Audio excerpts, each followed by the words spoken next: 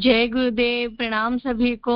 हम सब बुधवार के दिन मंदाकिनी वेब स्वाध्याय में शुरू करते हुए ऋतंभरा और आदि शक्ति तक एक महापुरुष का जीवन दर्शन पढ़ते हैं। तो आज क्योंकि अक्टूबर का महीना है और अक्टूबर का महीना और 2 अक्टूबर कहते ही हमें हमारे देश के महात्मा बापू के नाम से प्रसिद्ध महात्मा गांधी जी के बारे में अनायास ही हमारे अंतःकरण में भाव आ जाते हैं। साथ ही हमारे देश के एक महान प्रधानमंत्री, सादगी के प्रतिबिंब, सादगी के प्रतीक, महान महापुरुष लाल बहादुर शास्त्री जी का भी ध्यान आता है। वेब स्वाध्याय में हमने अब तक लाल बहादुर शास्त्री जी और महात्मा गांधी इनके जीवन दर्शन को ही पढ़ा है। स्कूलों में सहायक वाचन के नाम से कक्षा 8 में गांधी जी की एक बायोग्राफी हम लोग पढ़ते आए हैं। महात्मा गांधी जी की स्वयं की लिखी एक पुस्तक है सत्य के प्रयोग, उससे उनका जीवन पता चलता है। आज हम परम पूज्य गुरुदेव पंडित श्रीराम शर्मा आचार्य जी द्वारा लिखित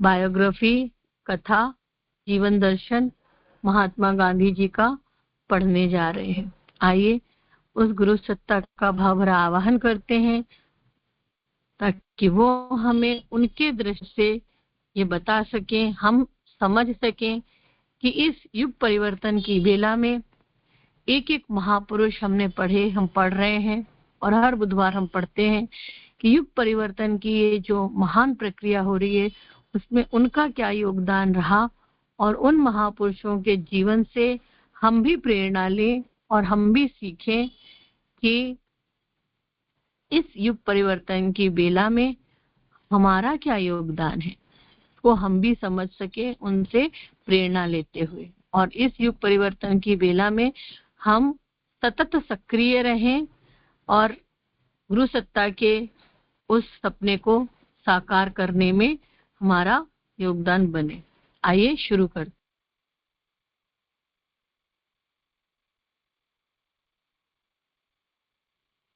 जय गुरुदेव, सभी को प्रणाम। आइए उस दिव्य सत्ता का की सूक्ष्म उपस्थिति का अनुभव करते हुए भाव भरा आवाहन करते हैं। गुरुर्ब्रह्मा गुरुर्विष्णु गुरुरेव महेश्वरा गुरुरेव परम ब्रह्म तस्मै श्री गुरुवे नमः। अखंड मंडलाकारं व्याप्तं येन चराचरं तत्पदं दर्शितं येन तस्मै श्री गुरुवे नमः। मातृवती लालित्री च पितृवती मार्गदर्शिका नमोऽस्तु गुरुसत्तायै श्रद्धा प्रज्ञायुता च। ओम श्री गुरुवे नमः। आवायामि स्थापयामि पूजयामि। वेद माता, देव माता, विश्व माता, सद्बुद्धि की अधिष्ठात्री माँ गायत्री का भाव भरा आह्वान। ओम मायातु वरदे देवी त्रक्षरे ब्रह्मवादिनी गायत्री छंदसां माता ब्रह्मयोनि नमस्तुते। ओम श्री गायत्र्यै नमः। आवायामि स्थापयामि पूजयामि। ओम स्तुता मया वरदा वेद माता प्रचोदयन्तां पावमानि द्विजानां आयु प्राणं प्रजां पशुं कीर्तिं दर्विणं ब्रह्मवर्चसं मह्यं दत्त्वा व्रजते ब्रह्मलोकम्। आवाहि सभी देवी देवताओं को सर झुकाकर भाव भरा प्रणाम करते हैं। ओम नमो स्तुवंताय सहस्त्रमूर्तये सहस्त्रपादाक्षि शिरो रुआवे सहस्रनाम्ने पुरुषाय शाश्वते सहस्रकोटि युगधारिणी नमः। सहस्रकोटि युगधारिणी नमः। सभी बहुत बहुत धन्यवाद दीदी। जी दीदी आप आके ले लीजिए सत्य दीदी।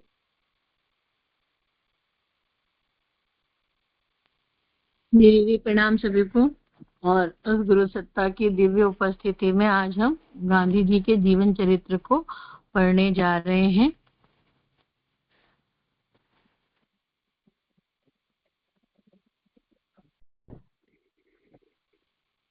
तो हम वर्तमान जगत के युग पुरुष महात्मा गांधी जी के बारे में पढ़ने जा रहे हैं।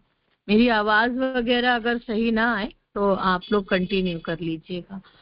तो जैसा कि अभी मंदाकिनी में पढ़ेंगे, उसके बाद फिर आगे वितंभरा में और फिर आदिशक्ति में भी पढ़ेंगे। तो वर्तमान जगत के युग पुरुष महात्मा गांधी। सन 1913 में दक्षिण अफ्रीका के प्रवासी भारतवासियों के अधिकारों की रक्षा के लिए गांधी जी उस देश की सरकार से कठिन संघर्ष कर रहे थे।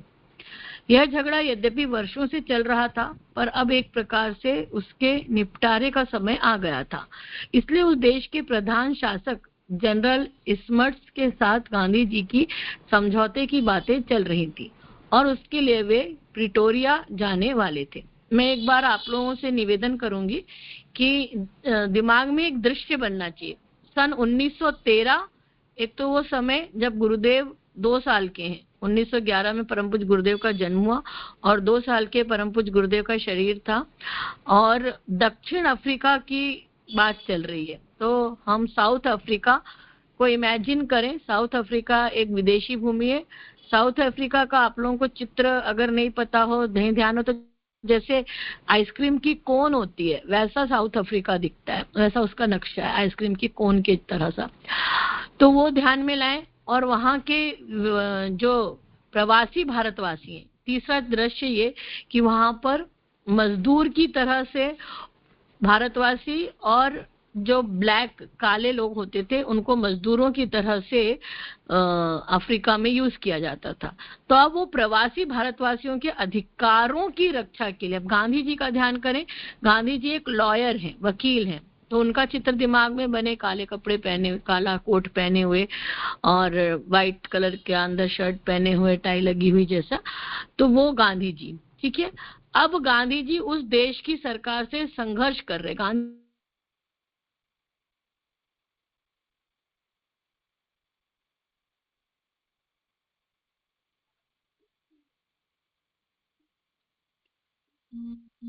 आपकी आवाज नहीं आ रही है दीदी। मैं क्षमा चाहती हूँ, मुझे फोन आने लगा तो शायद आवाज में दिक्कत आई होगी, पर आ रही है आवाज ना, बराबर आ रही है जी यार।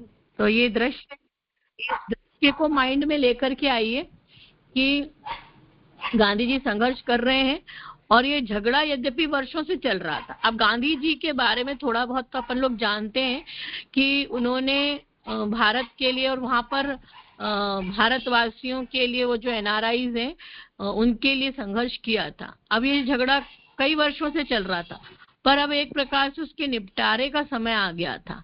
इसलिए यानी 1913 में निपटारे का समय आ चुका था। अफ्रीका की बात चल रही है ना। इसलिए उस देश के प्रधान शासक जनरल स्मट्स, अब ये एक अंग्रेज आदमी है, उसके साथ गांधी जी की समझौते की बातें चल रही थी और उसके लिए वे प्रिटोरिया जाने वाले थे। अब ये प्रिटोरिया कहाँ है मुझे नहीं पता, ये हो सकता है यूके में हो सकता है साउथ अफ्रीका में हो। आप लोग कोई देख लेना कि प्रिटोरिया कहाँ पर है।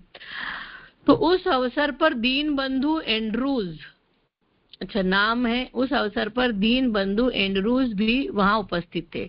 अब ये दीन बंधु संज्ञा लगाई है गुरुदेव ने, एंड्रूज नाम से लग रहा है कि नाम तो नहीं है दीन बंधु, मतलब ये एक ऐसा व्यक्तित्व है एंड्रूज जो शायद लोगों की हेल्प करते हैं, सोशल वर्कर है। वो वहां उपस्थित थे और समझौते के कार्य में सहायता देने के लिए वे भी गांधी जी के साथ चलने को तैयार हो गए। ये दोनों शाम के 4 बजे डरबन के स्टेशन पर पहुंचे।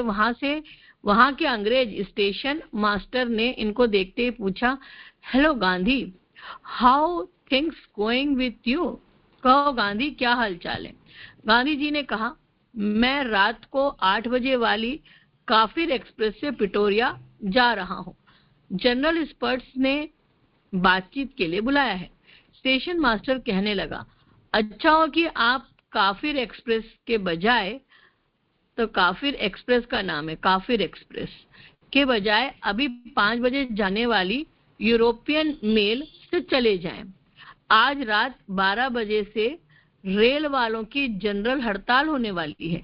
अगर आप काफिर एक्सप्रेस से जाएंगे तो कहीं बीच में ही पड़े रहेंगे, प्रिटोरिया पहुंचना असंभव हो जाएगा। इस पर वे दोनों यूरोपियन मेल से ही चल दिए। स्टेशन मास्टर की बात बिल्कुल ठीक निकली। काफिर एक्सप्रेस बीच में ही कहीं रुक गई और उसके बाद 15 दिन तक देश में कोई रेल चली ही नहीं। तो अब ये संयोग हुआ। देखिए, नाम से पता चल रहा है कि काफिर एक्सप्रेस है, हो सकता है उसमें जनरल लोग, एक प्रकार से जनरल डब्बे वाली ट्रेन हो सकती है, ये मुझे अंदाजा लग रहा है। और यूरोपियन एक्सप्रेस नाम से ही लग रहा है कि यूरोप के लोग उसमें, अंग्रेज लोग चलते होंगे। ठीक है, तो अब वो हम लोगों ने सबने किस्सा सुना है कि गांधी जी को ट्रेन से निकाल के फेंक दिया था। देखते हैं क्या कहानी है आगे। प्रिटोरिया में सबसे पहले गांधी जी प्रिटोरिया न्यूज नामक पत्र के संपादक से मिलने गए। अच्छा, अभी तो वो सही से पहुंच गए। तो उसने पूछा, क्या हिंदुस्तानी लोग इस जनरल हड़ताल में भाग लेंगे? तो गांधी जी ने, मतलब प्रिटोरिया में, वहां पर गांधी जी पहुंचे और वहां बातचीत चल रही है। पूछे कि भाग लेंगे? तो गांधी जी ने कहा, नहीं, हरगिज नहीं। हम गवर्नमेंट की कठिनाई से अनुचित लाभ उठाना नहीं चाहते। हम न्याययुक्त युद्ध करना चाहते हैं। इसलिए जब तक हड़ताल जारी रहेगी हम अपना सत्याग्रह संग्राम प्रारंभ नहीं करेंगे।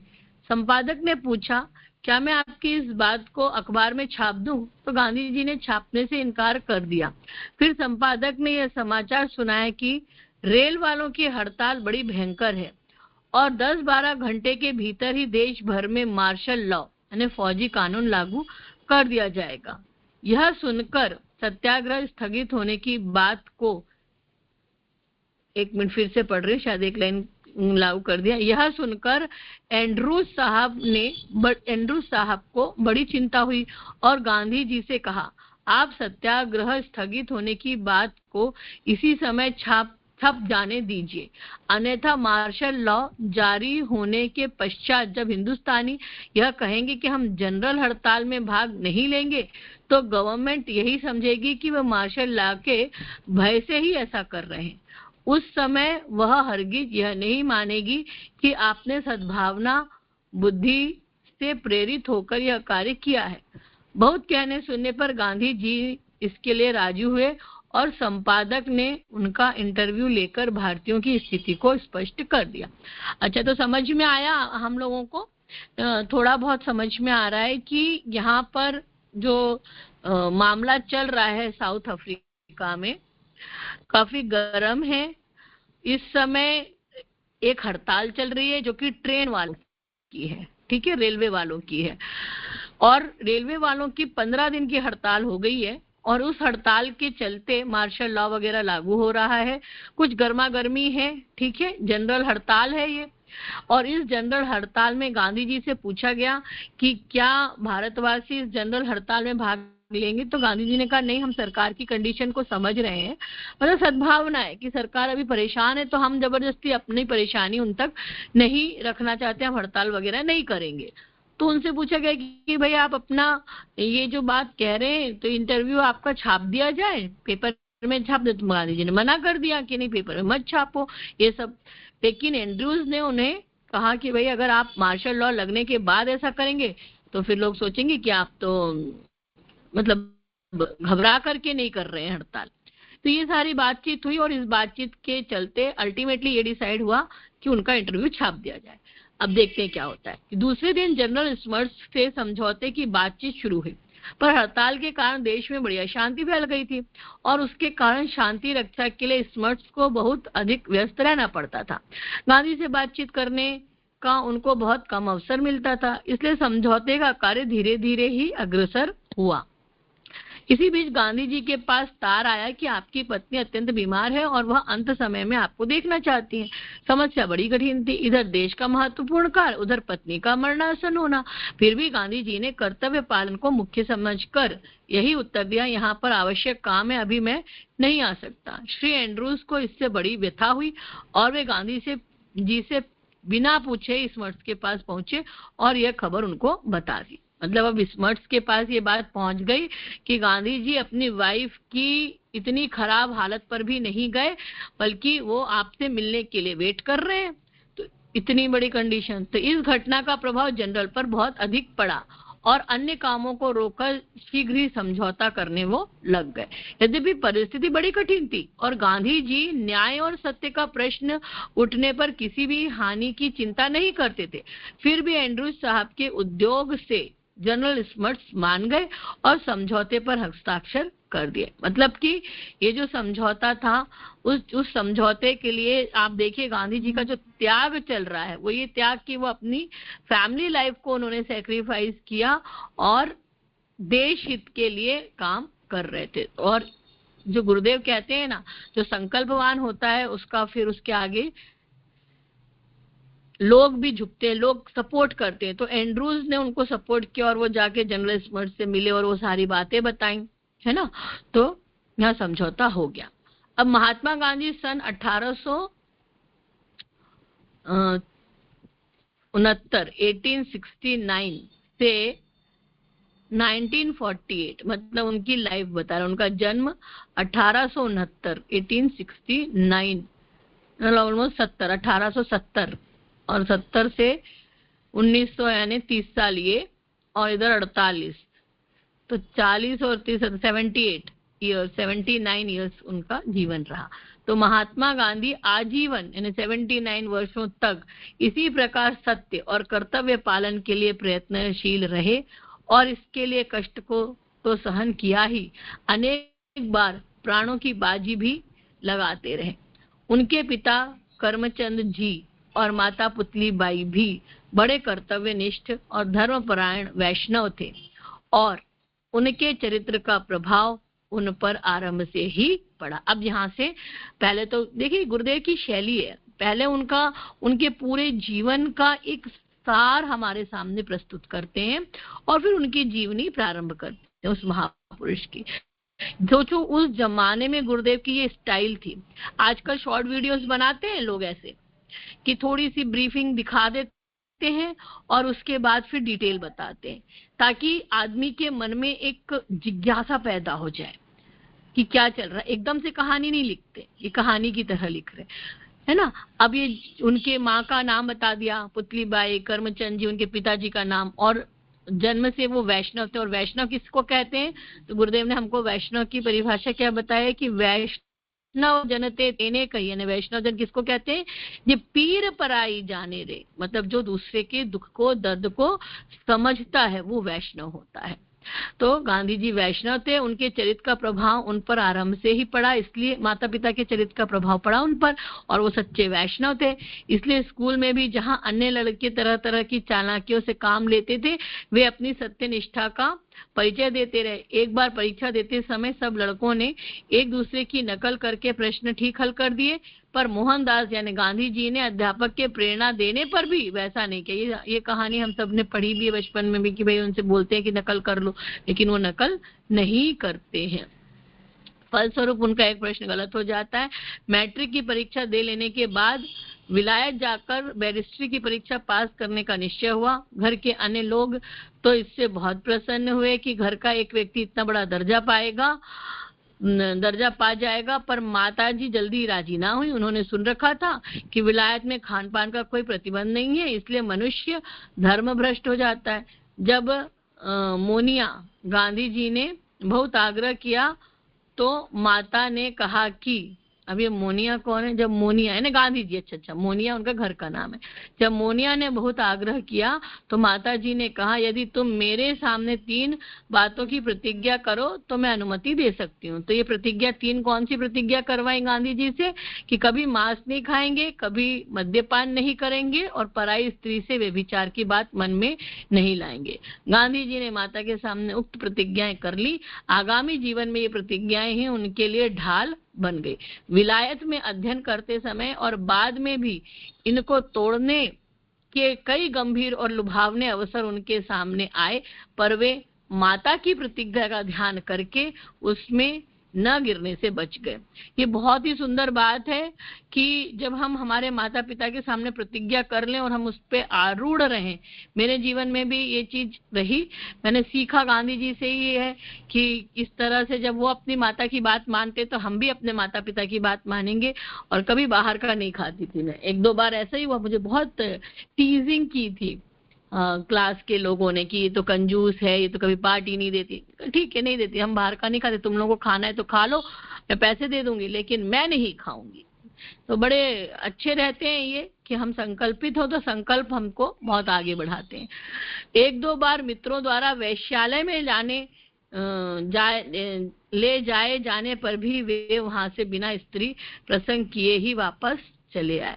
गांधी जी का वास्तविक जीवन संघर्ष सन 1893 से आरंभ होता है, जब 1.5 वर्ष तक मुंबई और राजकोट में बैरिस्ट्री के धंधे में सफलता प्राप्त न होने पर वे एक भारतीय व्यापारी के मुकदमे की पैरवी करने दक्षिण अफ्रीका गए। वहां अदालती काम तो उनको थोड़ा सा ही करना पड़ा, पर भारतवासी होने के कारण कदम कदम पर उनके अपमानजनक व्यवहार सहन करना पड़ा। मतलब 1893 से उनको अपमान सुनना चालू हुआ भारतवासी होने का, जिससे उनकी आंखें फिर खुल गईं। वहां के गोरे सभी भारतवासियों को कुली मजदूर मानते थे और इसलिए गांधी जी को कुली बैरिस्टर के नाम से पुकारते थे। केवल भारतवासी होने के कारण ही फर्स्ट क्लास का टिकट होने पर भी उनको उसमें चढ़ने से रोका गया और उनका सामान प्लेटफॉर्म पर फेंक दिया गया। होटल में ठहरने को जगह न मिल सकी, सरकारी कार्यालय से चपरासी ने बाहर निकाल दिया।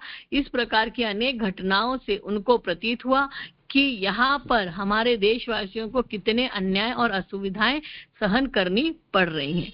कुछ मित्रों के आग्रह से उन्होंने वहां रहकर इस अन्याय के प्रतिरोध का निश्चय कर लिया।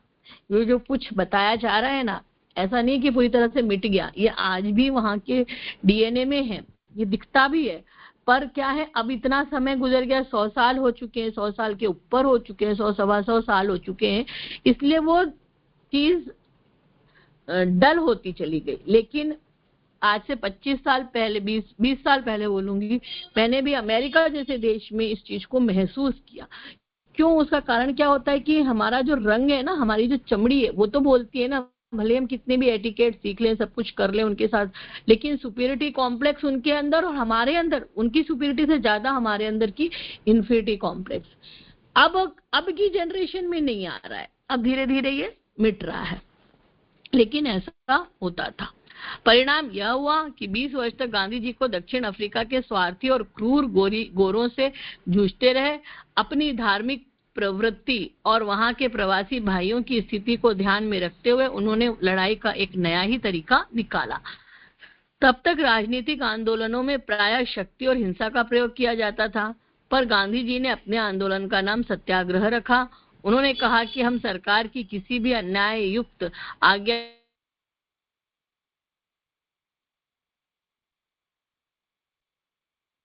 आपत्तियां हमारे ऊपर आएंगी, उनको शांति पूर्वक सहन करेंगे। उनका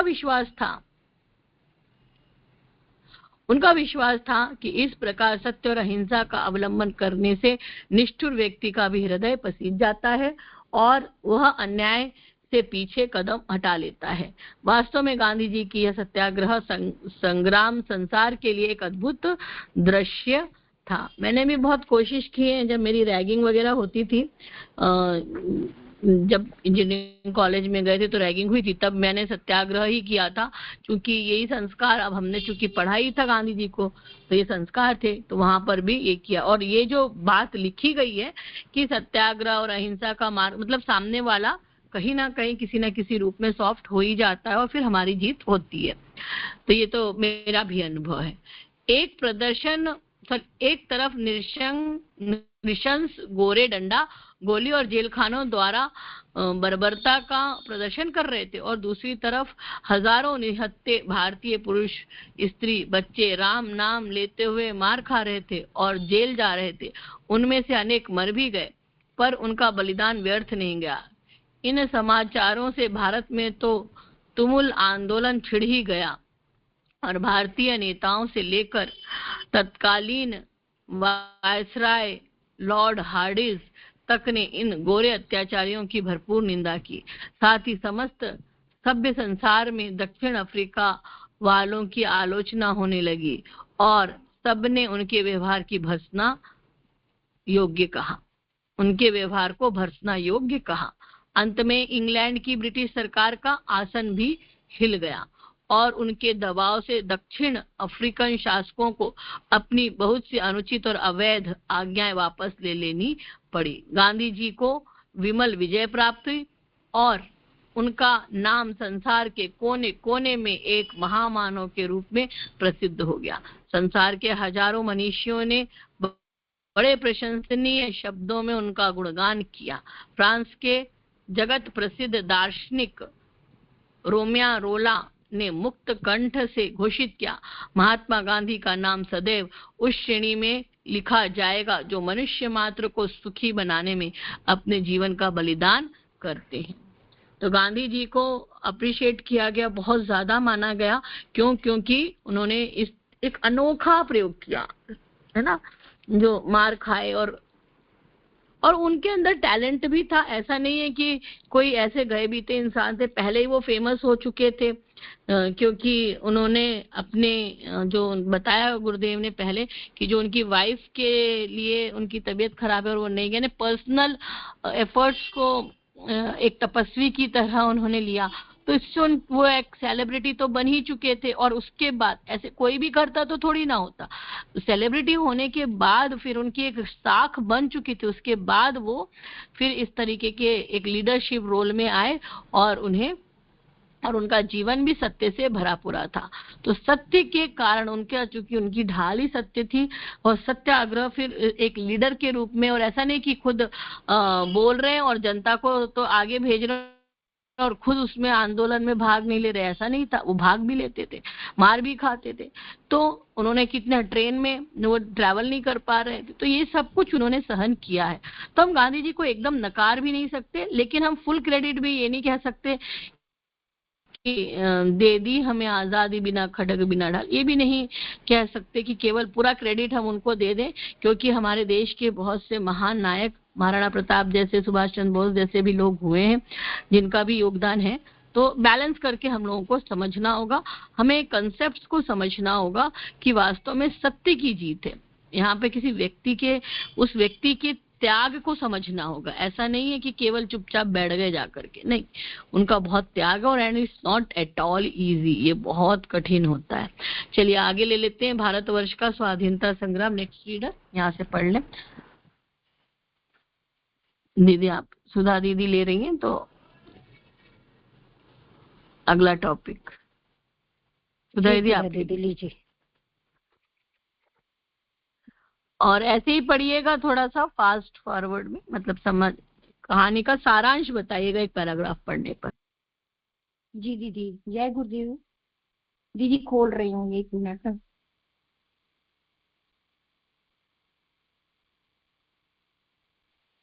ठीक है, आप रेडी होइए, तब तक मैं ये पैराग्राफ पढ़ती हूँ, आप आगे लीजिएगा, ठीक है। तो यहाँ पर अभी हम लोगों ने इतना तो समझ ही लिया, अब अरे मेरा भी गड़बड़। हाँ, तो भारतवर्ष का स्वाधीनता संग्राम। हाँ दीदी लीजिए, आप लीजिए। स्वाधीनता संग्राम। गांधी जी का परिणाम ये हुआ कि 20 वर्ष तक गांधी जी दक्षिणी अफ्रीका, ये भी हो चुका है, 1 मिनट।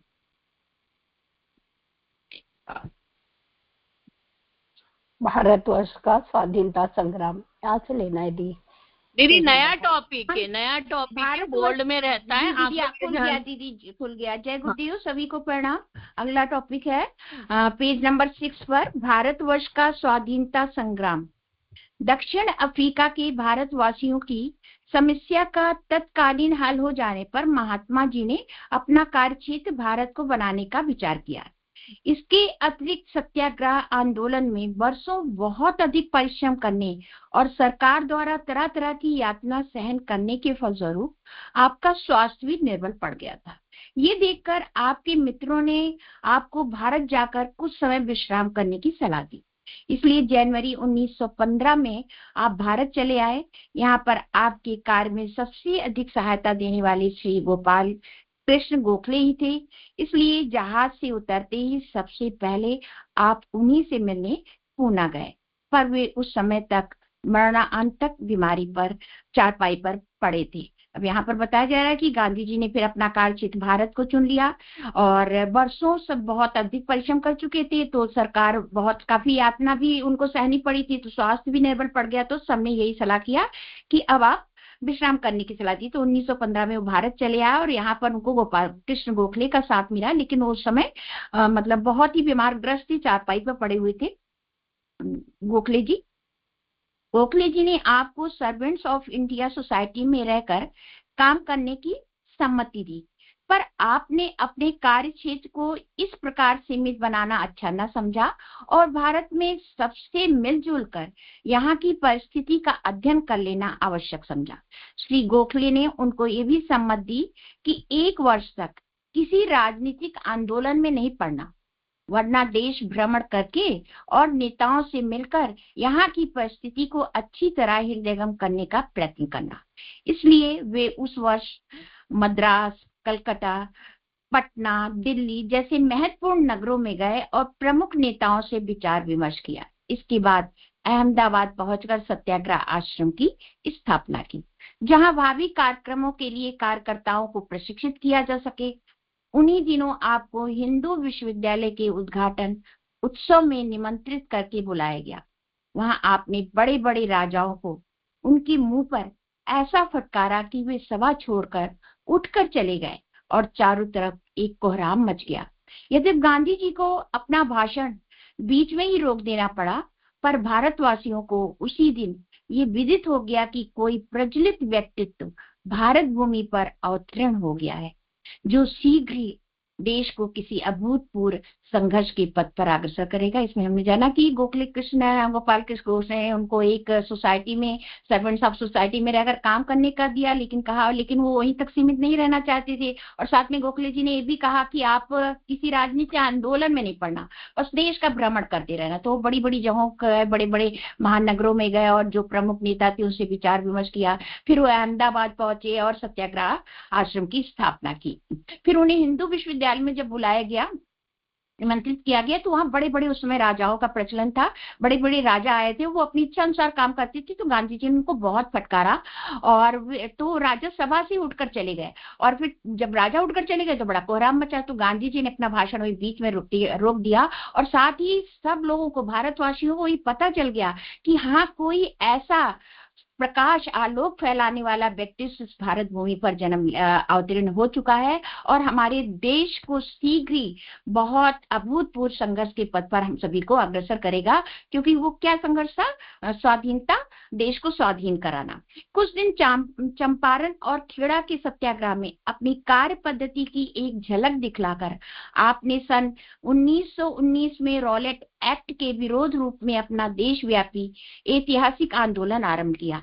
वो आंदोलन कभी उठता कभी गिरता 25 वर्ष तक चलता रहा। उसमें गांधी जी को बार बार जेल जाना पड़ा और विशेष अवसरों पर लंबे लंबे उपवास करके महत्वपूर्ण समस्याओं को हल करना पड़ा। उनके सामने केवल अंग्रेजी सरकार से लड़ने का ही सवाल न था, वरन देश को स्वराज्य अथवा आत्मशासन की योग बनाना भी था। इसलिए वे सरकार के न्यायपूर्ण कार्यों का विरोध करने के साथ ही स्वदेशी प्रचार, हिंदू मुस्लिम एकता, हरिजनोद्धार, ग्रामोद्योग का विकास, सामाजिक कुरीतियों का निवारण आदि राष्ट्रभाषा प्रचार आदि कार्यों में भरपूर प्रयत्न करने लगे। अब यहाँ पर बताया गया कि वो अपना सत्याग्रह का कार्य चंपारण और खेड़ा में उसकी झलक दिखाए। फिर उन्होंने रॉलेट एक्ट विरोध के रूप में पूरे देश में फैलाया। कभी वो आंदोलन बढ़ जाता, कभी इस तरह से वो 25 साल तक वो आंदोलन चलता रहा। गांधी जी को इस मतलब बार बार जेल भी जाना पड़ता था, कई समस्याओं का सामना करना पड़ा, और अंग्रेजी सरकार से लड़ने का तो सवाल ही नहीं था, क्योंकि वो तो अहिंसा के बल पर चल रहे थे और स्वराज प्राप्त करना चाहते थे। तो सरकार के अन्यायपूर्ण कार्यों का उन्होंने विरोध किया। कैसे किया? उन्होंने स्वदेशी प्रचार किया, हिंदू मुस्लिम एकता पर बल मतलब उसको मिलाने की कोशिश की, और हरिजनों उद्धार, हरिजनों का उस समय बहुत खराब स्थिति थी, उनको ऊंचा उठाने का, ग्राम उद्योग विकास का, सामाजिक कुरीतियों का निर्माण, इस तरह से उन्होंने राष्ट्र प्रसार के कई कार्य करने में जुट गए। भारतीय जनता की गरीबी से व्यथित होकर उन्होंने भी उन्हीं की तरह रहना आरंभ कर दिया और सब वस्त्रों को त्याग कर केवल एक लंगोटी पहनकर ही निर्वाह करने लगे। इन सब बातों से देश की करोड़ों जनता ने उनको अपना उद्धारकर्ता मान लिया और उनके आह्वान पर लाखों व्यक्ति राष्ट्रीय आंदोलन में भाग लेकर जेल जाने और प्राण देने को तैयार हो गए। एक बात और बताई गई कि गांधी जी फिर उपवास करने लगे अपने को मतलब उस समस्याओं को निपटाने के लिए। और वहां की भारत की जनता उसमें बहुत गरीब थी। उनकी गरीबी को देख करके उसके पीछे एक कहानी भी है। तो गांधी जी आधी धोती पहनना शुरू कर दी एक महिला की उस स्थिति को देख करके। तो इस तरह से जो वहां की जनता थी उन सब बातों से बहुत प्रभावित हुई और उन्होंने मान लिया कि गांधी जी हम लोगों का उद्धार करने के लिए आए हैं। और उनके आह्वान पर जब गांधी जी आह्वान करते थे तो उससे मतलब लाखों व्यक्ति उनके पीछे पीछे चलने लगते थे और राष्ट्रीय आंदोलन में भाग लेते और जेल जाने को भी और अपने प्राण देने को भी उनकी आवाज पर तैयार हो जाते थे। आगे हम पढ़ते हैं, दूसरा टॉपिक हमारा स्टार्ट होता है। सुधा दीदी जी, सुधा दीदी, रंजना दीदी लेंगे। बहुत बहुत धन्यवाद दीदी जी। रंजना दीदी स्मार्टली लीजिएगा। जी दीदी, समय मैं ले लेती हूँ। तो अभी हम लोगों ने गांधी जी के शुरुआत को जाना और भारतवर्ष का स्वाधीनता संग्राम, इसमें उन्होंने जो कार्य किया उसको जाना। आगे हम लेंगे सविनय अवज्ञा आंदोलन का श्री गणेश। गांधी जी के आंदोलन और उनके व्यक्तित्व का प्रत्यक्ष प्रभाव संसार को तब दिखलाई पड़ा जब सरकार ने देशव्यापी विरोध की अवहेलना करके स्वाधीनता आंदोलन को कुचलने वाला रॉलेट एक्ट पास कर दिया। और गांधी जी ने 6 अप्रैल 1919 को इस आंदोलन अन्याय के विरुद्ध देशव्यापी हड़ताल, उपवास और विरोध सभाएं करने की घोषणा की। जनता ने महात्मा जी के आदेश का पालन और इतने अधिक उत्साह और दृढ़ता से किया कि सरकार और सारा संसार दंग रह गया। हम अपने प्रत्यक्ष अनुभव से यह कह सकते हैं कि वैसी संपूर्ण और स्वेच्छापूर्वक की गई देशव्यापी हड़ताल न पहले कभी देखने में आई थी और न बाद में कभी हो सकी। अमृतसर, पंजाब में सरकारी अफसरों ने गोली चलाकर जनता को उत्तेजित कर दिया तो वहां भयंकर उपद्रव हो गया, जिसमें 5 अंग्रेज मारे गए, 2 बैंक जला दिए गए। इसका बदला लेने के लिए जनरल डायर ने आगामी 13 अप्रैल को उसी नगर में जलियांवाला बाग में होने वाली एक सार्वजनिक सभा पर सशस्त्र फौज को लेकर हमला किया, जिसमें सैकड़ों व्यक्ति जान से मार दिए गए, इसमें अनेकों बच्चे भी थे। तो सबसे ज्यादा आंदोलन जो गुरुदेव गांधी जी का रहा।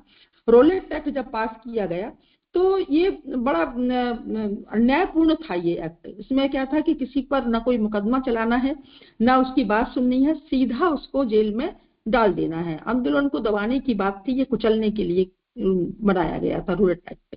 और इसी के विरोध में फिर जो है हड़तालें हुई, उपवास हुआ और सभाएं की गई।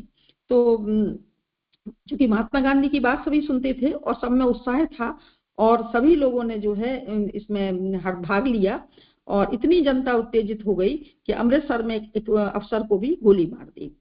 और उसका नतीजा फिर ये हुआ, 5 अंग्रेज वहां मरे, 2 बैंक जले। तो उसका नतीजा ये हुआ कि जनरल डायर ने जलियांवाला बाग में जो कांड हुआ 13 अप्रैल को, उसमें सैकड़ों लोगों को गोलियों से भून दिया गया। गांधी जी को इस हत्याकांड से दुख तो बहुत हुआ, पर अब उन्होंने उस अन्यायी सरकार को उखाड़ने का दृढ़ निश्चय कर लिया। इससे पहले वे अंग्रेजों की सज्जनता और सच्चाई पर विश्वास रखते थे और महायुद्ध के अवसर पर उन्होंने भारतवासियों से सरकार की सब तरह से सहायता करने की अपील की थी। इतना ही नहीं, उन्होंने स्वयं सेना के लिए सैनिकों की भर्ती का आंदोलन उठाया था, जिसके कारण अनेक नेता और कार्यकर्ता उनसे नाराज भी थे। पर जब उनकी राजभक्ति का सरकार ने ऐसा इनाम दिया तो उनका मनोभाव बदल गया। वे समझ गए कि अंग्रेज भारतवर्ष को एक प्रकार से अपना शिकार समझते हैं और अपनी राजी से कभी इसको न्याय युक्त अधिकार नहीं देंगे। बस उन्होंने ऐसी अन्यायी सरकार के विरुद्ध असहयोग की घोषणा कर दी। वकीलों से अदालतों का, विद्यार्थी से सरकारी स्कूलों का और अन्य लोगों से सरकारी नौकरियों का बहिष्कार करने को कहा गया। लोगों ने स्वदेशी वस्त्र और विशेष रूप से खादी के व्यवहार की प्रतिज्ञा की और हजारों नगरों में विलायती वस्त्रों की होली जलाए गए। तो जलियांवाला कांड से जो है गांधी जी बहुत दुखी हुए। ये बहुत बड़ा हत्याकांड था और अब उन्होंने प्रण कर लिया कि इस सरकार को तो उखाड़ना ही है, ये अन्यायी ही सरकार है। हालांकि वो पहले सोचते थे कि अंग्रेज लोग सज्जन हैं और सच्चाई रखते हैं, और महायुद्ध के अवसर पर उन्होंने उनकी सहायता भी की थी, जिससे कि कई लोगों को प्रेरित भी किया था सेना में भर्ती होने के लिए। पर उनको ये नाम मिला, इस बात से उनका मन जो है वो एकदम से बदल गया और उन्होंने असहयोग आंदोलन की घोषणा कर दिया। असहयोग था सरकारी किसी भी कार्य में सहयोग नहीं करना। वकील भी अदालत को बहिष्कृत करेंगे, बच्चे सरकारी स्कूल का बहिष्कार करेंगे और जो सरकारी नौकरी कर रहे थे उनको भी बहिष्कार करने का बोल दिया। फिर स्वदेशी वस्त्र का जो है वो अपनाने की बात कही, खासकर खादी, और विलायती वस्त्रों की होली भी जलाई गई। इस प्रकार समस्त देश में जागृति और उत्साह का एक ऐसा तूफान उठा कि कुछ समय के लिए सरकार की स्थिति डमाडोल हो गई। उस समय गांधी जी ही देश के सच्चे अधिनायक जान पड़ते थे और छोटे बड़े सब उनकी आज्ञाओं का देवी आदेश की तरह पालन कर रहे थे। कुछ ही महीनों में 30,000 व्यक्ति सरकारी कानूनों को तोड़कर जेल चले गए, जिनमें पंडित मोतीलाल नेहरू, लाला लाजपत राय, देशबंधु चित्तरंजन दास, जवाहरलाल नेहरू, सुभाष चंद्र बोस जैसे महान पुरुष भी सम्मिलित थे। बारदोली में सरदार पटेल ने लगान बंदी का आंदोलन छेड़ने की घोषणा कर दी। उस समय उत्तर प्रदेश के चौरा चौरी कस्बे में उपद्रव हो गया और उत्तेजित जनता ने वहां की थाने को घेर कर आग लगा दी, जिसमें 8-10 सिपाही जलकर मर गए। गांधी जी ने अपना आंदोलन अहिंसा और कष्ट सहन के आधार पर चलाया था, पर अब उसमें हिंसा का समावेश होते हुए देखकर उन्होंने उसे स्थगित कर दिया। अनेकों नेताओं ने इसका विरोध किया, पर गांधी जी अपने निश्चय पर अटल रहे, क्योंकि वे अच्छी तरह से जानते थे कि अभी भारतीय जनता इतनी संगठित और शक्तिशाली नहीं है कि हिंसात्मक कार्य करके अंग्रेजों की सैन्य शक्ति को परास्त कर सके। तो यहाँ बहुत जो है जब इस तरीके की उत्साह और इस तरीके की जागृति जनता में उत्पन्न हुई, तो फिर क्या हुआ, फिर सरकार जो थी, जो अंग्रेजी सरकार थी, वो डमाडोल हो गई, क्योंकि उनका सारा कार्यभार भारतीय लोगों से ही चल रहा था और गांधी जी की सारी लोग आज्ञा मानते थे।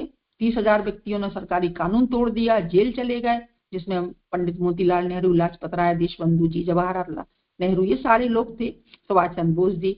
बारदोली की घटना, वहां पर लगानबंदी के आंदोलन छेड़ दिया सरदार पटेल ने और चोरा चोरी में भी उपद्रव हो गया। अब जो गरम दल के नेता थे वो भी आगे बढ़कर उपद्रव करने लगे, कई सिपाही मारे गए।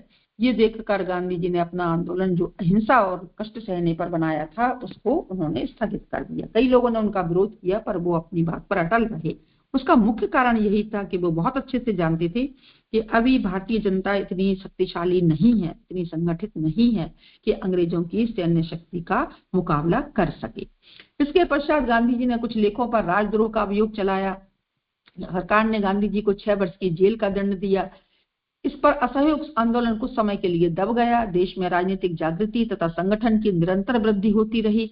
ये देखकर सरकार ने समझ लिया कि अब भारतवर्ष को केवल पार्श्विक शक्ति के द्वारा अधीन में नहीं रखा जा सकता, इसलिए नए शासन सुधारों का वायदा किया और इस संबंध में भारतवासियों के विचार जानने के लिए साइमन कमीशन नाम का एक प्रतिनिधि मंडल इंग्लैंड से भेजा गया। पर कांग्रेसी नेताओं को इस तरह के दिखावटी कार्यों से संतोष नहीं हुआ। देश भर में साइमन कमीशन का बहिष्कार किया गया। इस आंदोलन में लाला लाजपत राय, पंडित जवाहरलाल नेहरू, पंडित गोविंद बल्लभ पंत जैसे पूज्य नेताओं ने भी पुलिस की लाठियां खाई। लाला जी का तो इस घटना के फलस्वरूप देहांत ही हो गया। अब साइमन कमीशन जो आया था उसको वापस करने के लिए आंदोलन वहां शुरू हुआ, क्योंकि सरकार जो है वो समझ रही थी कि इस तरीके से हम इनको अपने अधीन अब नहीं कर पाएंगे। तो उन्होंने एक चाल चली और इस चाल में उन्होंने साइमन कमीशन को भेजा, पर ये समझ रहे थे कि इनका सब दिखावा है और उन्होंने उनको लौट जाने की बात कही। ये इसी जो है बहिष्कार और प्रदर्शन में लाला लाजपत राय जी का देहांत हो गया। ये देखकर जनता का जोश फिर उभरा और उसे देखकर गांधी जी ने 1930 में कानून भंग की घोषणा करके स्वयं नमक कानून को तोड़ने गुजरात के दांडी नामक स्थान में पहुंचे। उसी समय देश के और भी हजारों स्थानों में नमक कानून तोड़ा गया, जिसमें लाखों व्यक्ति गिरफ्तार कर लिए गए। आंदोलन को बहुत अधिक बढ़ते देखकर सरकार ने फिर गांधी जी से समझौते की बातचीत चलाई और शासन सुधार के संबंध में अंग्रेज शासकों से बातचीत करने के लिए उनको इंग्लैंड बुलाया। वहां एक राउंड टेबल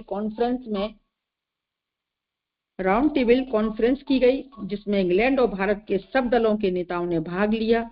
यद्यपि इस कॉन्फ्रेंस का कोई परिणाम नहीं निकला, पर इंग्लैंड में बहुसंख्यक अंग्रेजों ने गांधी जी का बड़ा सम्मान किया और स्वयं सम्राट के महल में उनको निमंत्रित करके राज परिवार से भेंट कराई। संसार के सबसे बड़े और वैभवशाली बादशाह के महलों में लंगोटीधारी गांधी जी का प्रवेश एक ऐसा दृश्य था जिसकी कल्पना भी उसके पहले कोई नहीं कर सकता था। अब कानून भंग की योजना भी 1930 में गांधी जी ने बनाई और दांडी यात्रा में जो है नमक का कानून तोड़ा।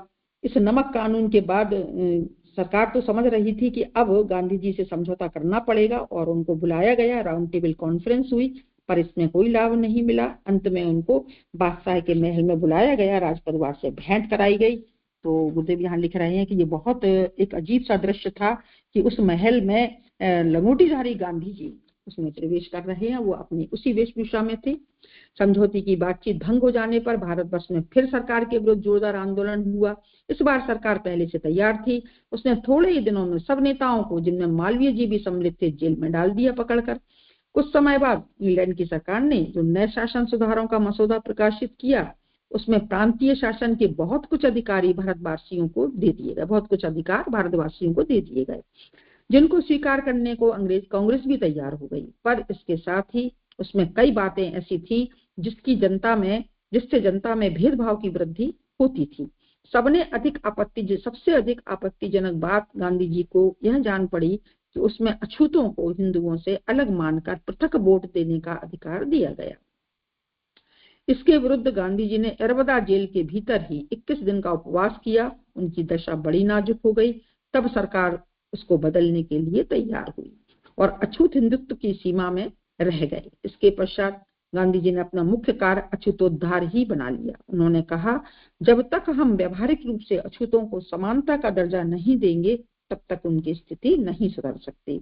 इस पर अनेक नेताओं तथा प्रसिद्ध पुरुषों ने सार्वजनिक सफाई का कार्य अपने हाथ से करना शुरू किया। स्वयं गांधी जी दिल्ली आने पर मेहतरों की बस्ती में ठहरने लगे। उन्होंने समस्त देश में दौरा करके अछूतों की सहायतार्थ बहुत बड़े कोष की स्थापना की और इसके लिए प्रत्येक व्यक्ति से चंदा देने की अपील की। अंग्रेज सरकार हमेशा ही फूट डालो राज करो वाली नीति थी उनकी। वो कुछ जैसे कहते हैं ना कि लालच देते हैं, इस तरीके से उन्होंने कुछ अधिकार दिए, पर जो है कांग्रेस मान भी गई। पर इसके बाद भेदभाव उन्होंने कर दिया जनता के बीच में, ऐसा भेदभाव कि अछूतों को अलग कर दिया। तो इसको गांधी जी ने नहीं माना और उन्होंने कहा, जब तक अछूतों का उद्धार हम नहीं करेंगे, हम स्वयं उसमें नहीं उतरेंगे, तब तक इनका उद्धार हो नहीं सकता है। इसके लिए उन्होंने एक सहायता बहुत बड़ा कोष जो है उसकी स्थापना की, सभी ने उसमें चंदा दिया। इसके बाद 1938 का समय आया जब कांग्रेस ने परीक्षा के तौर पर अंग्रेजी सरकार द्वारा दिए गए शासन सुधारों को स्वीकार कर लिया और 1.5 वर्ष प्रांतीय शासन सभाओं का संचालन राष्ट्रीय नेताओं ने किया। यद्यपि यह दोहरी शासन प्रणाली, जिसमें शासन व्यवस्था जिसमें अंग्रेज गवर्नर को मंत्रिमंडल के किसी भी निर्णय को अस्वीकृत कर देने का अधिकार था, बहुत त्रुटिपूर्ण थी, फिर भी महात्मा गांधी जी के आदेशानुसार देश की अनेक समस्याओं के सुलझाने में उसका उपयोग किया गया। जब युद्ध के छिड़ने पर सरकार ने जनता की सम्मति के विरुद्ध भारत को भी यूरोपियन युद्ध में एक भागीदार बना दिया, तब महात्मा जी ने उसे अपने सिद्धांत के विरुद्ध बताकर कांग्रेसी मंत्रिमंडल को भंग करा दिया। अब उन्होंने अधिकार तो दिए, पर उसका जो मंत्रिमंडल में अगर कोई भी निर्णय अस्वीकार कर सकती थी अंग्रेज गवर्नर, ये अधिकार उन्होंने अपने हाथ में लिया। ऐसी स्थिति में जब युद्ध छिड़ा तो जनता की सम्मति इसके विरुद्ध भारत को भी यूरोपियन युद्ध में भागीदार बना लिया गया, पर महात्मा गांधी ने उसको अपने सिद्धांत के विरुद्ध बताया और कांग्रेसी मंत्रिमंडल को भंग कर दिया। इस समय आंदोलन को चलते हुए 20 वर्ष हो चुके थे। जनता के सभी वर्गों में जागृति आ गई थी। सरकारी नौकर और फौजी सिपाही एक देश के प्रति अपने कर्तव्यों को कुछ कुछ अनुभव करने लगे थे। इसीलिए अब महात्मा गांधी ने निश्चय किया कि सरकार को निश्चित रूप से चेतावनी दे दी जाए, या तो भारतवासियों की मांग को स्वीकार करें अथवा इस देश को छोड़कर चले जाएं। यह आंदोलन इतिहास में क्विट इंडिया, भारत छोड़ो के नाम से प्रसिद्ध हुआ और अंत में भारत को स्वतंत्रता दिलाने का माध्यम बना। यह आंदोलन किस प्रकार किया जाए, इस संबंध में सब नेताओं में मतैक्य नहीं था। कांग्रेस के मुसलमान नेता इसके विरुद्ध थे, नेहरू जी और पंत जी आंशिक रूप से पक्ष में थे। इसकी आशंका थी कि युद्ध काल में ऐसा कदम उठाने से अमेरिका और चीन हमारे विरोधी हो जाएंगे। सरदार पटेल पूर्ण रूप से क्रांति का समर्थन कर रहे थे, पर गांधी जी वर्किंग कमेटी द्वारा प्रस्ताव पास किए जाने पर भी यही चाह रहे थे कि वायसराय के साथ समझौते की बात होकर ये समस्या शांतिपूर्वक हल हो जाए। लेकिन जब श्री घनश्याम दास बिरला ने, जिनके घर वे बंबई में ठहरे थे, उनसे पूछा कि कांग्रेस का अगला कदम क्या होगा, क्या कमेटी में प्रस्ताव पास होने के बाद आप देश के किसी बड़े आंदोलन का श्री गणेश करेंगे, तब गांधी जी ने कहा नहीं, कतई नहीं, हम कोई भी कदम उठाने में जल्दबाजी नहीं करना चाहते। अभी वायसराय से मुझे मिलना है, वे मेरे मित्र हैं और प्रस्ताव की व्याख्या करने में जल्दबाजी से काम नहीं लेंगे। बिना हार्दिक आत्मोत्साह के भारत विदेशी आक्रमण से अपनी रक्षा नहीं कर सकता। वह उत्साह प्रस्तुत युद्ध को लोक युद्ध के रूप में बदल देने पर ही उत्पन्न हो सकेगा। जब तक भारत अपनी देश का स्वामी बन नहीं जाता, तब तक विदेशी आक्रमण का प्रतिकार करने के लिए आवश्यक उत्साह उसमें उत्पन्न हो ही नहीं सकता। इसीलिए यदि जापानी आक्रमण का प्रतिकार करने के विषय में दोनों की भूमिका समान रही, तो कांग्रेस द्वारा उठाया ये कदम स्नेहपूर्ण माना जा सकता है। मैं वायसराय को अपने यह दृष्टिकोण समझाने का प्रयत्न करूंगा। हमेशा शांति की बात करते रहे महात्मा गांधी, और उन्होंने इसीलिए उन्होंने जो है कहा कि जल्दबाजी में कोई काम नहीं लेना है, मैं वायसराय से बात करूंगा, क्योंकि भारत जब तक स्वतंत्र नहीं हो पाएगा, तब तक सारे अधिकार उसके पास नहीं होंगे, तब तक वो कोई भी आक्रमण करने के योग्य नहीं बन पाएगा। घनश्याम दास बोले, लेकिन धन्यवाद दीदी, रंजना दीदी, बहुत बहुत धन्यवाद दी। हम यहीं पे समाप्त करेंगे जी। तो बहुत बहुत धन्यवाद। हम लोगों ने चूंकि यहाँ तक आज जाना और इसके आगे अब अगले उसमें लेंगे, समय हो गया है। प्रणाम दीदी, जय गुरुदेव सभी को।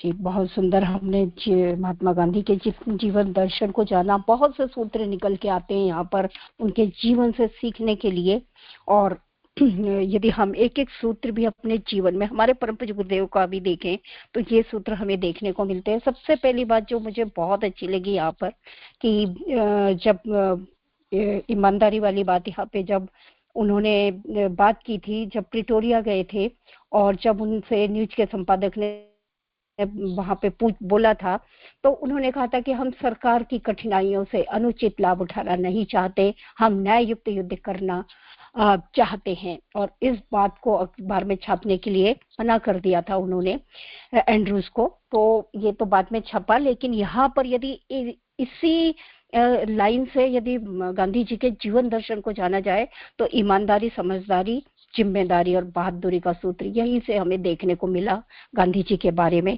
इस तरह बहुत ही सुंदर सुंदर सूत्र निकल के आते कि उन्होंने अपने कर्तव्य को कितना सर्वोपरि रखा, देश के प्रति कर्तव्य अपने को महत्व दिया।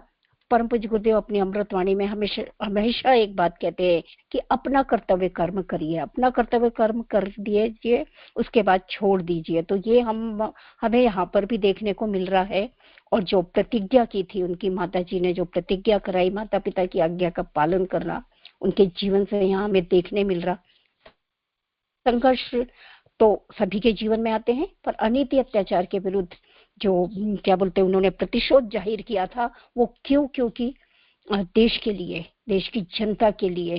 तो यहाँ पर मतलब ये छोटे छोटे सूत्र जो हैं कहने में, बोलने में बहुत सरल है, लेकिन यदि जीवन में उतारना चाहेंगे तो बहुत कठिन है। तो यही हमें महापुरुषों का जीवन, जिनके साथ सत्संग की बात की जाती है ना कि अच्छे लोगों का सत्संग करिए, अच्छे लोगों के साथ रहिए, तो यही हमें सीखने मिलता है। तो ये बात मुझे यहाँ पर बहुत अच्छी लगी। आगे प्रतिभा दीदी, थोड़ा समय है, विचारों का क्रम ले लीजिए। जी दीदी, बहुत बहुत धन्यवाद दीदी। बहुत अच्छे से आज हम लोगों ने गांधी जी के चरित्र को समझा, और गुरुदेव के दृष्टिकोण से जब समझते हैं तो बहुत बारीकी से उनको समझ पाते हैं। और जैसे कि दोनों में समानता, और जैसे दीदी ने भी बताया कि गुरुदेव जो थे वो उस समय उनका वो 2 वर्ष के थे जब गांधी जी आंदोलन कर रहे थे, तो गुरुदेव के भी जीवन में गांधी जी से बहुत वो प्रभावित रहे हैं और उनकी बहुत सारी बातों को उन्होंने बाद में उसका अपने मिशन में भी उसको लगाया। तो गांधी जी के जीवन में सबसे बड़ी चीज थी सत्य, और सत्य अहिंसा, ये उनका सबसे बड़ा सूत्र था। और उन्होंने अपनी ऑटोबायोग्राफी में लिखी भी है कि आजादी तो मिल गई, वो कभी उन्होंने नहीं कहा कि मैंने ही आजादी दिलाई या मैं आजादी के लिए, उन्होंने कहा कि मैं अपने जीवन में एक प्रयोग करना चाहता हूँ, सत्य और अहिंसा को लेके उन्होंने अपने जीवन में प्रयोग किया और उस पे वो चलते रहे और उस मार्ग में ये देश भी आजाद हुआ। तो व्यक्तित्व तो बनता कैसे है, जब हम अपने, यदि कोई नेता भी तो बहुत बड़ी बड़ी बात करते हैं मंच पे जाके, लेकिन उनकी बात कोई क्यों नहीं सुनता, क्योंकि उनके जीवन में वो होता नहीं है। तो जब व्यक्ति का व्यक्तित्व वो स्वयं एक तपस्वी जीवन जब जीता है और उसके व्यक्तित्व से निकल के आती है तो उसकी बात का प्रभाव पड़ता है। तो ये महात्मा गांधी का था कि अहिंसा परमो धर्म, जैसा उन्होंने कहा भी था, और सत्य उनके जीवन में बचपन से था, सत्य और अहिंसा को लेके चलते रहे, जिसके कारण अंग्रेज भी उनसे डरते थे। जबकि क्या था, दुबले पतले से व्यक्ति थे, और जब जैसे उस जमाने में उन्होंने लंगोट धारण की, जबकि लोगों को के अंदर इतनी हीन भावना होती थी और अंग्रेजों का जो था ये था, तो उनका आत्मबल ही था। और आत्मबल बनता कैसे है, ये भी हम लोग तो सब गुरुदेव के अनुयायी हैं तो हम समझ सकते हैं, पर गांधी जी के से भी हम लोग इस बात को सीख सकते हैं कि यदि हमें अपने व्यक्तित्व को गढ़ना है तो जो हम कहते हैं उसको पहले अपने अंदर चरितार्थ करें, तभी हमारी बात का प्रभाव पड़ेगा। तो आइए विचारों के क्रम में आप सभी लोग अपने समय की सीमा का ध्यान रखते हुए विचार दीजिए। रमन दीदी आपको लेते हैं, फिर हमारे होस्ट से भी दीदी लोग, अनीता दीदी आप विचार दीजिएगा।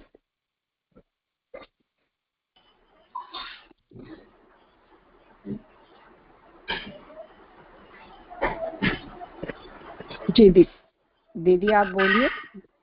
रमना दीदी।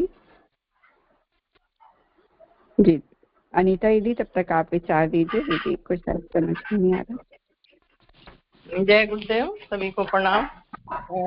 बहुत ही अच्छा, हम लोग वर्तमान जगत के युग पुरुष है ना महात्मा गांधी, उनकी जीवनी को हम सभी पढ़ रहे हैं।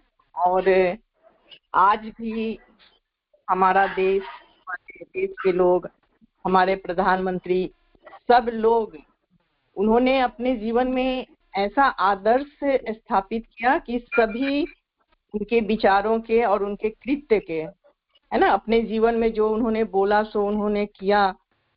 तो इस तरह से एक ऐसा व्यक्तित्व, मतलब उन्होंने खुद अपना व्यक्तित्व गढ़ा था और उस पर चले थे। फिर उनके जीवन में जब तब का भी समावेश हमेशा चलता रहा। जेल में भी जब वो गए तो वो वहां पर ध्यान साधना किया करते थे और कर्तव्यनिष्ठ इतने थे कि पत्नी बीमार है और जब देश की उलझनों को सुलझाने की बात आती है तो वो पहले तो विचार करते हैं, फिर वो निर्णय करते हैं कि नहीं, पहले देश सर्वोपरि है, तो मुझे अपने कर्तव्य पर अडिग रहना है। तो इस तरह से हम देखते हैं कि गांधी जी ने अपने जीवन को किस तरह से एक आदर्श पेश किया। उसमें यहाँ बहुत अच्छे से हम लोग बताया गया कि स्वदेशी प्रचार, आज हम सभी उसको जीने का प्रयास कर रहे हैं ना। हिंदू मुस्लिम एकता, हरिजन के सुधार के, ग्राम उद्योग, हमारी स्वाति दीदी ग्राम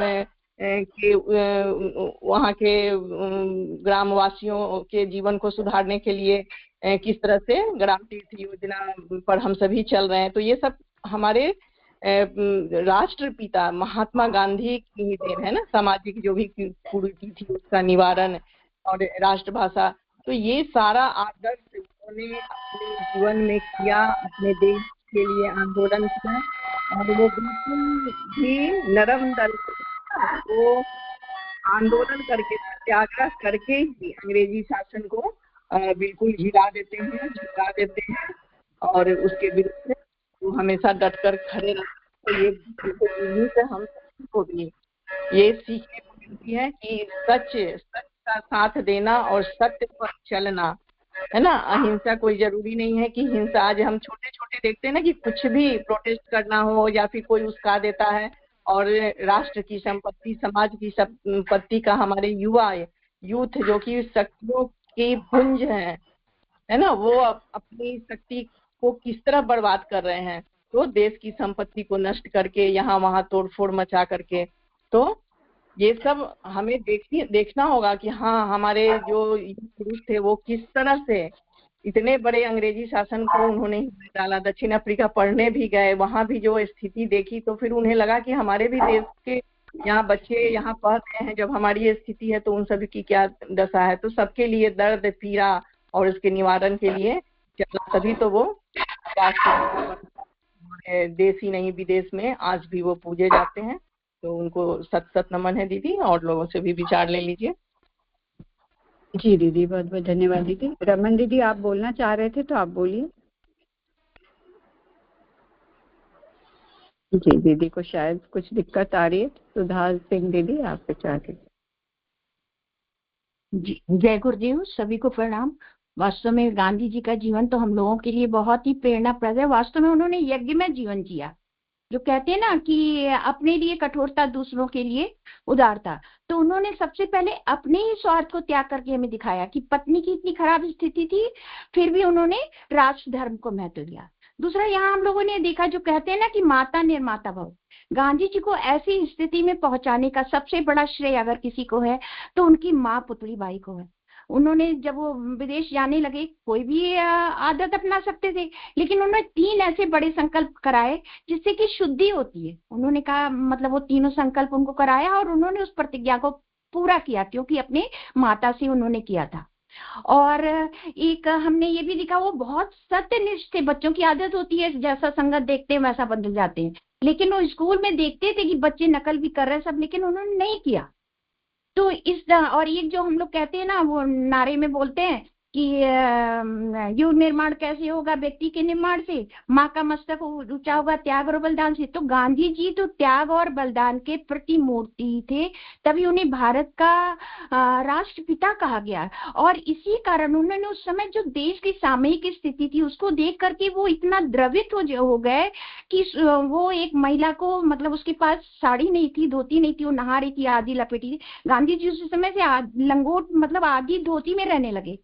तो जब हमें दूसरों को, जैसे हमारे परम पूज्य गुरुदेव कितने सिंपल ढंग से रहते थे, तो देश की स्थिति को देख करके उन्होंने वैसे ही जीवन जीना शुरू कर दिया। और कहते हैं जैसा हमारा मन, वाणी और कर्म होता है तो लोगों पर भी प्रभाव पड़ता है। यही कारण है कि उनकी एक आवाज पर पूरा भारत उनके पीछे पीछे चल पड़ता था। वो गीत भी है ना, चल पड़े जिधर दो डगमग में, चल पड़ी क्या पूरी भीड़ उसी ओर। तो उनकी आंखों में इतना चमक था। वो बार बार उपवास क्यों करते थे? अपने कहते ना कि सारा हमारे अंदर है, उन्होंने अपने अन्यमय कोश को एक तरह से जागृत कर लिया था। जब कोई समस्या आती थी तो उपवास कर लेते थे, और उनकी आंखों में इतनी चमक थी कि चर्चिल उनकी आंखों में देख करके बात करने की हिम्मत नहीं करता था। वो सोचता था कि अगर उनकी आंखों में देखकर बात करेंगे तो गांधी तो कोई भी बात मनवा लेगा। तो इस तरह से हमने उनका व्यक्तित्व देखा कि वो विदेश में जब गए और राजमहलों में वो गए तो क्या पहने थे? एक लंगोट। यानी किसी व्यक्ति की पूजा, किसी व्यक्ति का सम्मान उसके वस्त्रों से नहीं, उसके बाहरी पहनावे से नहीं होता है, बल्कि उसके आचरण से होता है, उसके व्यवहार से होता है, उसके चिंतन से होता है, उसके चरित्र से होता है। जय गुरुदेव, सभी को प्रणाम। जी दीदी, बहुत बहुत धन्यवाद दीदी। बिल्कुल सही, व्यक्तित्व का निर्माण किस प्रकार से वो उन आदर्श महापुरुषों के जीवन से हम सभी को सीखना चाहिए। जी प्रभा सक्सेना दीदी, आप विचार दीजिए। प्रणाम दीदी, सत्संकल्प लूं दीदी? जी दीदी, सरोज दीदी आप विचार देते हुए, आप भी विचार दे दें, फिर आप आगे का क्रम। बहुत वरिष्ठ कार्यकर्ता दीदी सभी को आज आखिरी सत्संकल्प है। क्यों दीदी? आज 18वां कोई मिसाल ले ले, क्योंकि हमारी साथ की जो थी कार्यकर्ता वो एक्सपायर हो गई थी, मुझे भी इसलिए हम बदलेंगे, युग बदलेगा, हम सुधरेंगे, युग सुधरेगा। इस तत्व पर हमारा परिपूर्ण विश्वास है। युग का परिवर्तन सुनिश्चित है, इस तत्व पर निर्भर है। जब सद्विचारों और संपन्न संकल्प एक व्यक्ति एकजुट होकर के कार्य करते हैं तो परिस्थितियां अवश्य बदलती हैं। युग का निर्माण योजना का महत्वपूर्ण कड़ी हम स्वयं हैं। अगर सम्मान है कि हम जैसा समाज चाहते हैं हमको स्वयं वैसा ही बनना होगा। इसलिए युग का निर्माण सत्संकल्प में सही अर्थों में उसकी आधारशिला है कि हम जैसे गुरुदेव कहते हैं कि हम बदलेंगे युग बदलेगा, हम सुधरेंगे युग सुधरेगा। इस तथ्य पर हमारा परिपूर्ण विश्वास है। इसे अपनाने का आत्मसात करने की आवश्यकता है। सर्वोपरि आवश्यक है कि इस सत्संकल्प को हम सभी को विद्यालय गोष्ठी गायत्री पर हर घर तक पहुंचाना होगा। इसके अनुसार हम सबको अपने जीवन में उतारना होगा। तो जरूर हमारा सत्संग गुरुदेव ने कहा है हम बदलेंगे, पहले हमें अपने से स्वयं करना होगा। जैसे गांधी जी का जो हुआ उन्हें अपने स्वयं पहले अपना व्यक्तित्व बनाया तभी समाज को बदले। इसलिए हमारे गुरुदेव कह रहे हैं हम सबका यही कर्तव्य है कि हम सबको पहले अपने आप को देखना होगा और उसके अनुसार हमें अपने आप समाज बदलता है। ये बात तो निश्चय है और ये सत्संकल्प जो इस बार सभी जगह हम लोगों को। जय गुरुदेव। दीदी बहुत पुरानी कार्यकर्ता थी गुरुदेव के साथ वाली, आज उनका हो गया। मुझे जाना है उनके उधर, इसलिए मैंने जल्दी बोल दिया। जी प्रभा दीदी, बहुत अच्छे से आज का सत्संकल्प आपने पढ़ा और वाकई में हम बदलेंगे बदलेंगे। गांधी जी के जीवन से भी यही सीखने को मिलता है कि उन्होंने अपने जीवन को किस तरह से एक आदर्श के रूप में प्रस्तुत किया और सभी उनके पद चिन्हों पर चलने के लिए अग्रसर हुए। उनके कार्मा बढ़ता चला गया। बहुत ही सुंदर आज का स्वाध्याय भी रहा। सभी ने बहुत अच्छे से विचार दिए। आइए आहुतियों के क्रम के लिए चलते हैं आगे। जी पूनम दीदी, आप आहुतियों के क्रम शुरू करें।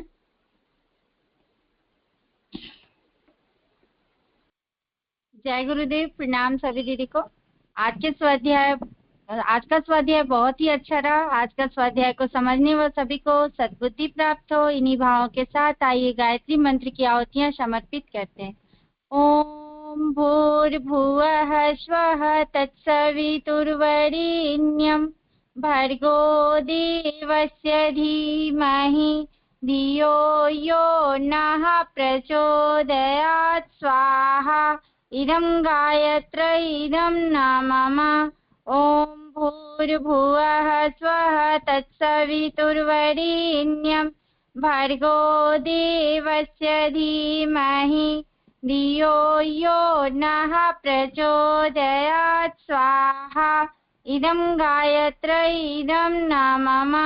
ॐ भूर्भुवः स्वः तत्सवितुर्वरेण्यं भर्गो देवस्य धीमहि धियो यो नः प्रचोदयात् स्वाहा।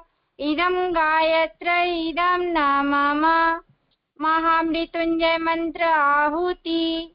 जन्मदिन पर, मंगलमय जीवन के लिए, विवाह दिवस पर, सुखी दाम्पत्य जीवन के लिए और अस्वस्थ परिजनों को शीघ्र स्वास्थ्य लाभ के लिए महाकाल से प्रार्थना करते हुए महामृत्युंजय मंत्र की आहुतियां समर्पित करते हैं। ओम त्र्यंबकं यजामहे सुगंधिं पुष्टिवर्धनम् उर्वारुकमिव बन्धनान् मृत्योर्मुक्तियमामृतात् स्वाहा। इदं महामृत्युंजय इदं न मम। ओम त्र्यंबकं यजामहे सुगंधिं पुष्टिवर्धनम् उर्वारुकमिव बन्धनान् मृत्योर्मुक्तियमामृतात् स्वाहा। इदं महामृत्युंजय इदं न मम।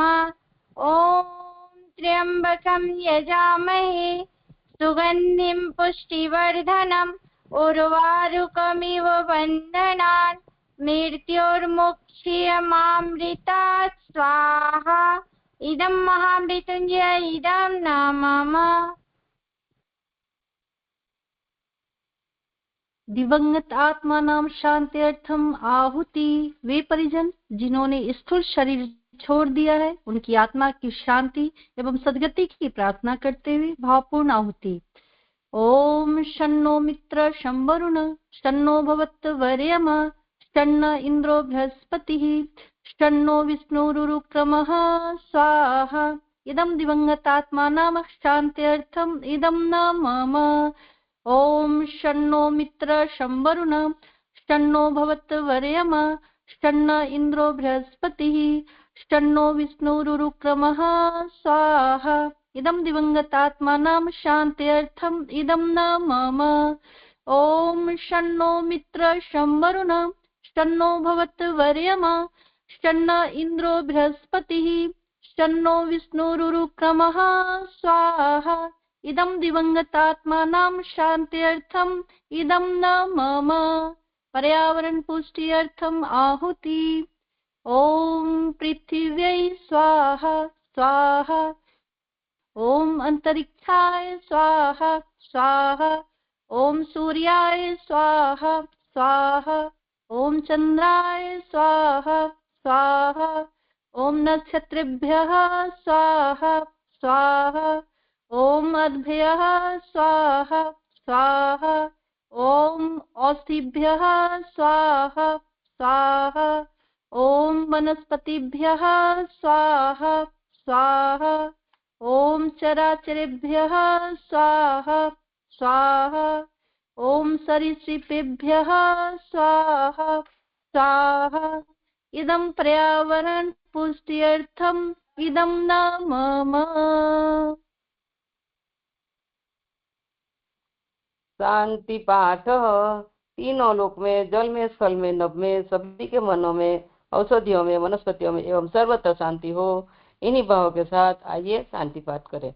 ओम द्यो शांति अंतरिक्षगम शांति पृथ्वी शांति रापः शांति रोषधयः शांति वनस्पतयः शांति विश्वे देवा शांति ब्रह्म शांति सर्वगम शांति शांतिरेव शांति सामा शांतिरेधि। ओम शांति शांति शांति सर्वारिष्ट सुशांतिर्भवतु। विदाय सत्कार्य। स्वाध्याय सत्संग में आई सभी देव शक्तियों को भाव भरा नमन वंदन करते हैं और आपसे पुनः पधारने का आग्रह करते हैं। ओम नमः स्वनंताय सहस्रमूर्तये सहस्रपादा शिशुरोरुबाहवे सहस्रनाम्ने पुरुषाय शाश्वते सहस्रकोटियुगधारिणे नमः सहस्रकोटियुगधारिणे नमः। ओम जय गुरुदेव दीदी प्रणाम। आज विसर्जन नहीं होगा, तीनों स्वाध्याय में हमारा स्वाध्याय क्रमशः चलेगा। तो रितंबरा में आगे का जीवन परिचय गांधी जी के बारे में हम सब जानेंगे, तो सभी जुड़िए।